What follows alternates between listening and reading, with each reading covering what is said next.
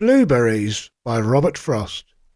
You ought to have seen what I saw on my way to the village, through Patterson's pasture today. Blueberries as big as the end of your thumb, real sky blue and heavy, and ready to drum in the cavernous pail of the first one to come, and all ripe together, not some of them green and some of them ripe. You ought to have seen. I don't know what part of the pasture you mean.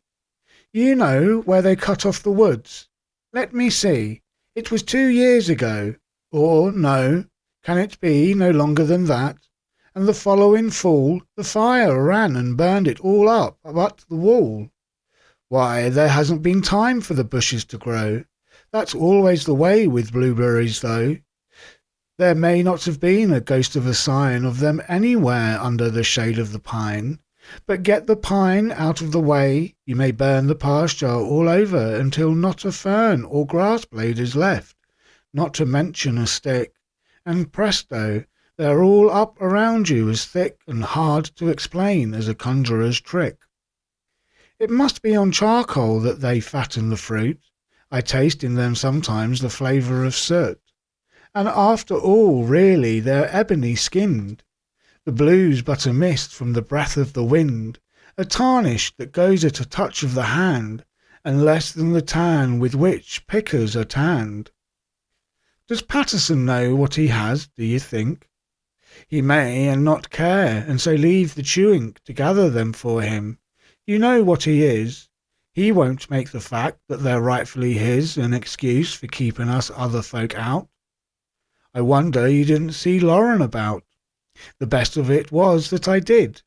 Do you know, I was just getting through what the field had to show, and over the wall and into the road, when who should come by, with a democrat load of all the young chattering Laurens alive, but Lauren, the fatherly, out for a drive. He saw you then. What did he do? Did he frown? He just kept nodding his head up and down. You know how politely he always goes by. But he thought a big thought, I could tell by his eye, which, being expressed, might be this in effect: I have left those there berries, I shrewdly suspect, to ripen too long. I am greatly to blame. He's a thriftier person than some I could name. He seems to be thrifty, and hasn't he need, with the mouths of all those young Lauren to feed? He has brought them all up on wild berries, they say, like birds. They store a great many away. They eat them the year round, and those they don't eat they sell in the store and buy shoes for their feet. Who cares what they say? It's a nice way to live, just taking what nature is willing to give, not forcing her hand with harrow and plough. I wish you had seen his perpetual bow, and the air of the youngest. No one of them turned, and they look so solemn absurdly concerned. I wish I knew half what the flock of them know, of where all the berries and other things grow, cranberries in bogs and raspberries on top of the boulder-strewn mountain, and when they will crop. I met them one day, and each had a flower stuck into his berries as fresh as a shower. Some strange kind. They told me it hadn't a name. I've told you how once, not long after we came, I almost provoked poor Lauren to mirth by going to him, of all people on earth, to ask if he knew any fruit to be had for the picking. The rascal, he said he'd be glad to tell if he knew, but the year had been bad. There had been some berries, but those were all gone. He didn't say where they had been. He went on, I'm sure, as polite as could be. He spoke to his wife in the door. Let me see, mammy, we don't know any good berrying place. It was all he could do to keep a straight face. If he thinks all the fruit that grows wild for him, he'll find he's mistaken. See here, for a whim, we'll pick in the Pattersons' pasture this year. We'll go in the morning, that is, if it's clear, and the sun shines out warm, and the vines must be wet. It's so long since I picked, I almost forgot how we used to pick berries.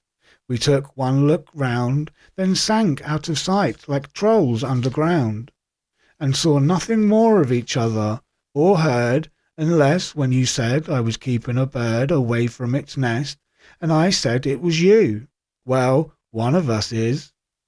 The complaining, it flew around and around us, and then for a while we picked, till I feared you had wandered a mile, and I thought I had lost you.